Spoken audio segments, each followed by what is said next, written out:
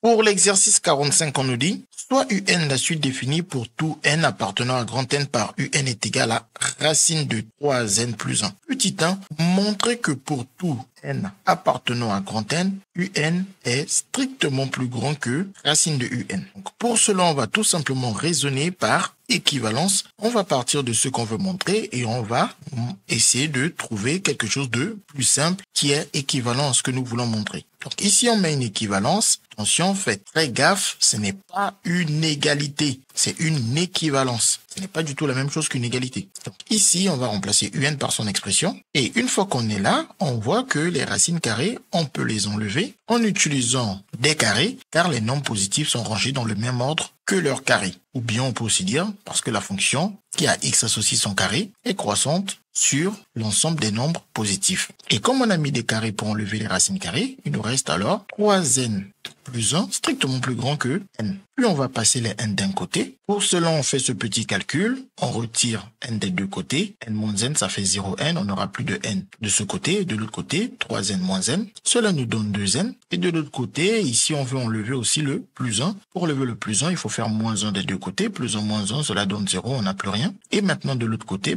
comme on fait rien moins 1 ou 0 moins 1, cela nous fait moins 1. On pourrait s'arrêter là et dire que les deux sont positifs, moins 1 est négatif. Comme ceci est vrai, alors ça c'est vrai. Ou si vous voulez encore aller plus loin, vous pouvez diviser des deux côtés pour dire que 2n divisé par 2, 2 divisé par 2 ça fait 1 n qui nous donne juste n. Et de l'autre côté, moins 1 divisé par 2, ça fait moins 1 demi. Et l'inégalité ne change pas de sens parce qu'on divise par un nombre qui est positif. Donc en raisonnant par équivalence, finalement qu'est-ce qu'on a? On a que un strictement plus grand que racine de n est équivalent à n strictement plus grand que moins 1 demi. Or, on a dit que n appartient à grand N, qui est l'ensemble des entiers positifs, car ce sont les entiers naturels, ce qui permet de dire alors que n strictement plus grand que moins 1 demi est vrai. Et donc, comme ceci est vrai, parce que n est un entier positif, et tous les entiers positifs sont strictement plus grands que moins 1 demi, alors l'équivalence nous permet de dire que cette inégalité aussi est vraie. Donc, par équivalence, un strictement plus grand que racine de n est vrai. Vous pouvez même ne pas mettre est vrai, vous pouvez juste écrire les propositions sans forcément préciser qu'elles sont vraies, car par défaut, si on ne le précise pas, ça veut dire tout simplement qu'on sous-entend qu'elles sont vraies. Donc, une fois qu'on a montré ça, maintenant on nous dit, on déduire la limite de la suite un.